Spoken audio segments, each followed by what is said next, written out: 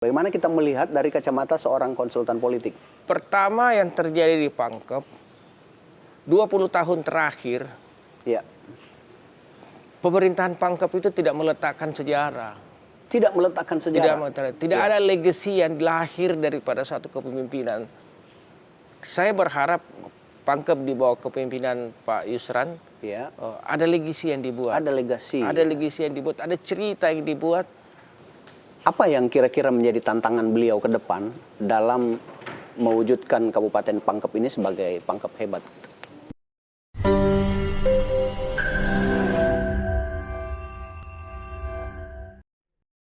Assalamualaikum warahmatullahi wabarakatuh. Apa kabar teman IDEA? Kembali bersama saya Dr. Anas Ahmad dalam IDEA Podcast, Zona Bebas Bicara. Kali ini telah hadir bersama saya seorang yang luar biasa, seorang yang profesional yang tentu sudah menjadi tokoh nasional ya. Dan beliau lebih dikenal sebagai presiden ya. Beliau ini selevel dengan Bapak Jokowi, selevel dengan presiden-presiden yang lain, tetapi beliau tidak memiliki wilayah teritorial. Ya, beliau adalah Presiden Batu Putih Syndicate, Kakanda Samsul Bahri Sirajuddin. Assalamualaikum Kak. Waalaikumsalam. Samsul Bahri. Ini lebih akrab mungkin saya panggil dengan Cuk barangkali. Iya. Dengan Cuk, apa kabar tak hari ini? Alhamdulillah baik. Iya, Sehat. alhamdulillah luar biasa. Iya, sangat energik sekali saya lihat penampilan dengan Cuk hari ini. Dengan Cuk, dalam 1 tahun terakhir ini saya lihat kita lebih banyak waktu di Pangkep ini. Ada apa sebenarnya di Pangkep? Saya itu kan rutin aja. Iya. Setiap hari atau setiap minggu jadwal saya keluar kota. Iya. Memantau teman-teman di beberapa daerah, dan salah satu daerah yang banyak saya pantau akhir-akhir ini adalah Pangkep setelah Pangkep, iya. Pilkada, karena saya ikutan di situ dalam membuat visi misi dan tagline dia. Saya rasa begitu. Berarti Kak Ancu ini konsultan ya di Pangkep. Konsultan. Apa yang menjadi motivasi sampai kita harus memilih Pangkep gitu? Saya di Pangkep itu udah 15 tahun. 15 tahun? Jadi sejak Pak Samsudin yang pertama saya mendampingi beliau, kemudian periode keduanya dan periodenya Yusran juga saya tetap, karena saya merasa saya bagian daripada keluarga mereka. Karena udah lama, dan saya selalu mengatakan kepada keluarga Batara ya, keluarga Pak Samsudin dan Yusran, saya selalu bilang, saya nggak mau dibilang konsultan, karena kalau saya bilang saya konsultan, nanti kau bayar. Kalau konsultan politik berarti profesional. Profesional dibayar. Tapi ini semata-mata murni karena kedekatan keluarga. Kedekatan keluarga. Saya tidak dibayar keluarga. Nah, terlepas dari itu, Kak Ancu, apa sih sebenarnya yang menarik dari Kabupaten Pangkep ini sehingga kita harus memfokuskan diri untuk menata Pangkep ini ke depan? Pangkep ini kan punya posisi strategis dari berbagai sisi. Kita kalau lihat dari posisi strategis budaya, betul. Sosial kulturalnya, sebetulnya Pangkep ini daerah yang kita sebut marginal. Daerah marginal. Daerah marginal, karena di sebelah kiri Makassar, sebelah kanan Bugis. Itu yang terjadi, dan itu suatu daya tarik tertentu. Yang kedua, dia punya daya tarik karena dimensinya. Ada dimensi lautnya, dimensi daratnya, dimensinya. Jadi ini yang menarik, dan potensi di Pangkep ini memang luar biasa. Ya, luar biasa. Pertama dari sisi kultural masyarakatnya, kemudian dari sisi strategi demografinya yang begitu bagus. Dan semua ada di sini. Itulah sebabnya kadang-kadang saya bilang, karena ada dokter, saya selalu bilang, Pangkep tidak harus ada stunting, karena semua Pangkep ada. tidak harus ada stunting. Tidak perlu. Karena lengkap. Sumber daya alamnya luar biasa. Lengkap. Sumber daya hayati, nabati, udara pun bagus. Jadi tidak ada itu, tidak ada alasan untuk kita mengatakan Pangkep ada stunting. Tidak bisa ada stunting, karena memang kemungkinan itu ada. Jadi kata kunci yang saya tangkap bahwa melihat potensi sumber daya alam Pangkep, maka seharusnya tidak ada kasus stunting. Tidak ada. Ya, tidak ada kasus stunting. Nah, sekarang posisi Deng Ancu ini sebagai ya tadi sebagai orang yang lebih proyektif melihat Kabupaten Pangkep dengan potensi sumber daya yang melimpah, ditambah lagi dengan posisi sebagai tim bupati untuk percepatan pembangunan, bagaimana kita melihat konektivitas antara pemerintahan Pangkep hebat yang dikawal oleh Pak Yusran ini dengan pengembangan potensi sumber daya alam yang ada di Pangkep? Saya pikir tidak ada masalah. Persoalan yang ada kemudian adalah sinkronisasi antara seluruh stakeholder, pemerintah, seluruh aparat pemerintah, masyarakat. Ya. Kalau itu bisa jalan dengan baik, saya pikir dalam waktu yang tidak terlalu lama, Pangkep menjadi betul-betul daerah yang hebat. Kenapa kita kasih seperti itu? Karena memang memungkinkan untuk itu. Tidak ada potensi yang, menurut saya tidak ada potensi sumber daya alam yang ada di Pangkep ini yang harus mengalami kesulitan untuk diolah. Tidak ada kesulitan. Kita mau nangkap ikan tinggal pasang jala kok. Tinggal buang jala. Tinggal buang jala dapat ikan. Ya lempar kan? batang dia tumbuh. Nggak ada masalah. Jadi tidak ada alasan untuk mengatakan Pangkep ini mempunyai tingkat kesulitan terhadap pengelolaan sumber daya alam. Ya, persoalan kemudian adalah bagaimana sumber daya manusianya mengatur ini, ya kan? Ada suatu sistem yang terintegrasi antara pemerintah, masyarakat, dan seluruh komponen yang berkompeten dalam hal pembangunan Pangkep. Saya rasa begitu. Nah, kalau saya melihat pemerintahan yang baru dilantik ini dengan kan menggunakan tagline Pangkep hebat ya. Iya. Itu apakah dikaitkan dengan potensi sumber daya alam daerahnya ataukah karena kemampuan pemerintahannya? Ya, ataukah gagasan-gagasan yang dimiliki oleh pemerintah yang sekarang ini sehingga kita bisa menyebutkan bahwa insya Allah ke depan akan menjadi sebuah konsepsi Pangkep hebat gitu. Bagaimana kita melihat dari kacamata seorang konsultan politik? Pertama yang terjadi di Pangkep 20 tahun terakhir, pemerintahan Pangkep itu tidak meletakkan sejarah. Tidak meletakkan sejarah. Tidak ada legacy yang lahir daripada suatu kepemimpinan. Beda misalnya di Makassar, di Parepare, kita lihat di Sopeng. Ada setelah kepemimpinan itu 10 tahun, ada legacy yang disimpan, ada sesuatu yang diingat oleh masyarakat. Nah, saya berharap Pangkep di bawah kepemimpinan Pak Yusran, ada legacy yang dibuat. Ada legacy yang dibuat, ada cerita yang dibuat. Karena menurut saya tidak ada yang susah gitu. Tidak ada yang tidak bisa kita lakukan untuk menjadikan suatu Pangkep punya nilai sejarah. Itu saya bilang yang kita katakan tadi bahwa dia 3 dimensi. Dengan 3 dimensi dia punya sejarah masing-masing untuk berbuat itu. Tapi kan kita tidak bikin itu. Nah, sekarang kita harus lakukan itu. Kan? Seperti misalnya yang Anda punya program Sijagai. Saya pikir tidak banyak daerah, bukan di Sulawesi Selatan, tidak banyak daerah di Indonesia yang punya konteks partisipasi masyarakat terhadap negara. Sebetulnya konsep Sijagai itu, kita saling Sijagai sedesa, Sijagai sekabupaten, Sijagai sekecamatan, Sijagai se-RT. Ini konsep yang dibutuhkan dalam situasi sekarang. Inilah yang disebut konsep yang betul-betul adaptif terhadap keinginan masyarakat. Konsep yang adaptif terhadap keinginan masyarakat. Keinginan masyarakat seperti itu. Jadi ini yang luar biasa kalau itu bisa dikembangkan. Nah sekarang dengan konsepsi kita ke depan adalah Pangkep hebat. Lalu kemudian sebagai tim bupati untuk percepatan pembangunan daerah, apa sih sebenarnya yang menjadi pokok-pokok pikiran kita untuk menjadi target pembangunan dalam 100 hari pertama pemerintahan Pak Yusran ini? 100 hari pertama itu adalah kunci untuk memperkuat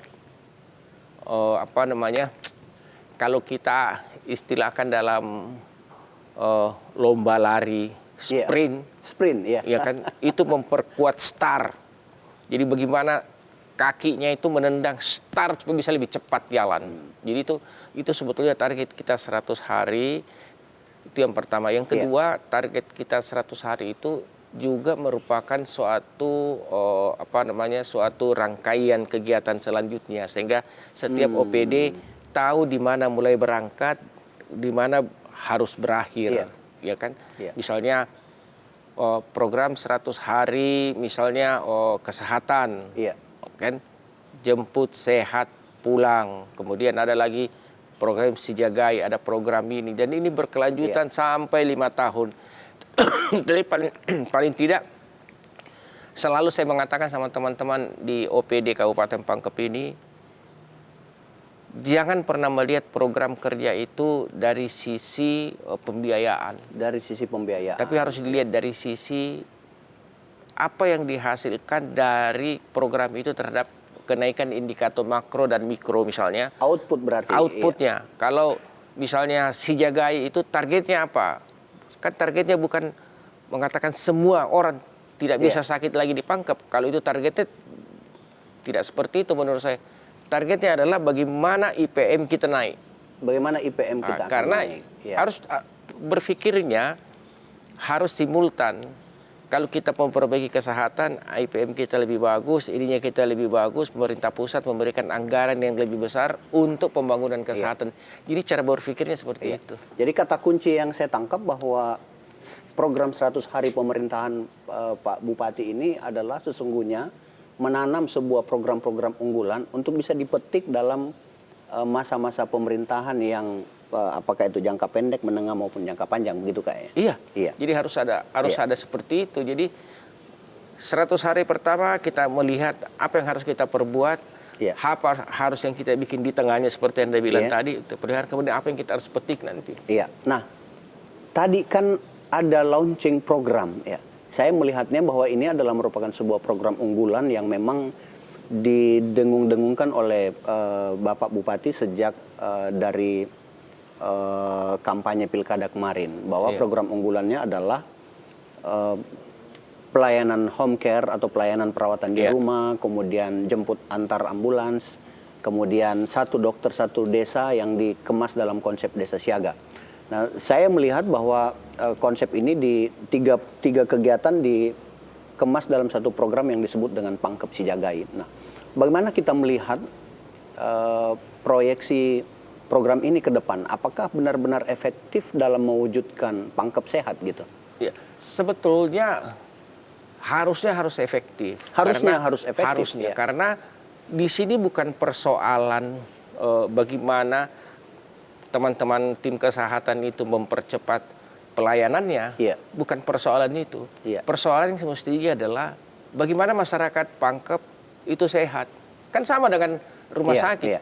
Rumah sakit diukur itu bukan di rumah sakit itu diukur bukan karena banyaknya pasien. Betul, rumah sakit diukur itu kalau tidak ada lagi orang ke rumah sakit. Kan begitu menghitungnya. Nah, jadi keberhasilan suatu pembangunan kesehatan ketika jumlah orang sakit yang berkunjung ke rumah sakit berkurang.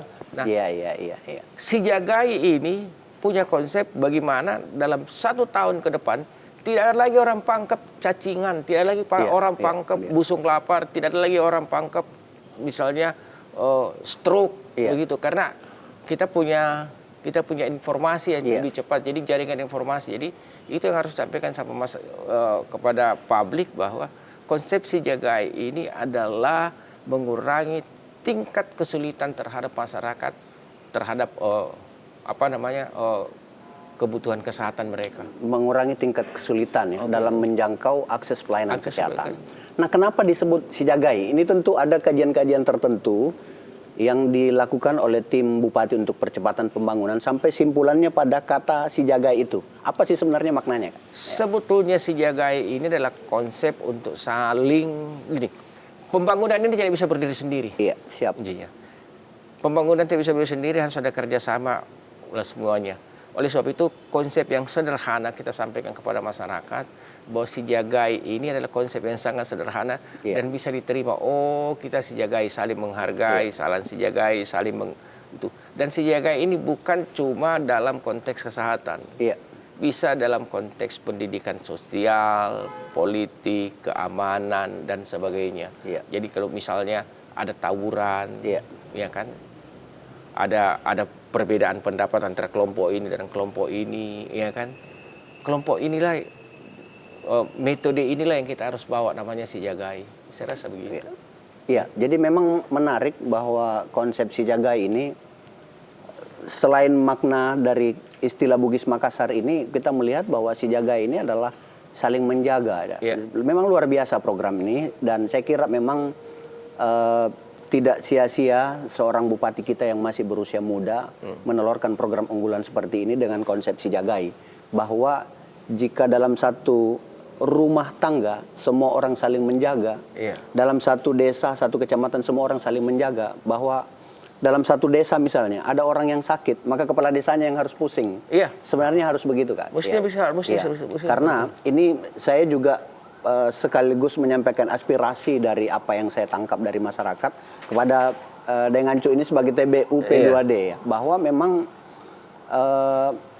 jangan lagi ada masyarakat yang sakit tidak terdeteksi gitu, terutama oleh pemerintah daerah. Sehingga konsepsi dalam Pangkep Si Jagai ini dengan menempatkan asisten hebat itu adalah merupakan ide yang luar biasa, saya kira.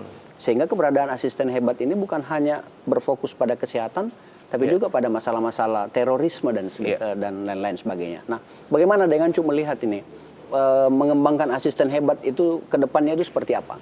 Begini, asisten hebat ini sebetulnya adalah personal yang diarahkan untuk hal-hal yang preventif. Preventif, iya. Preventif. Jadi dia lebih fokus pada upaya-upaya pencegahan.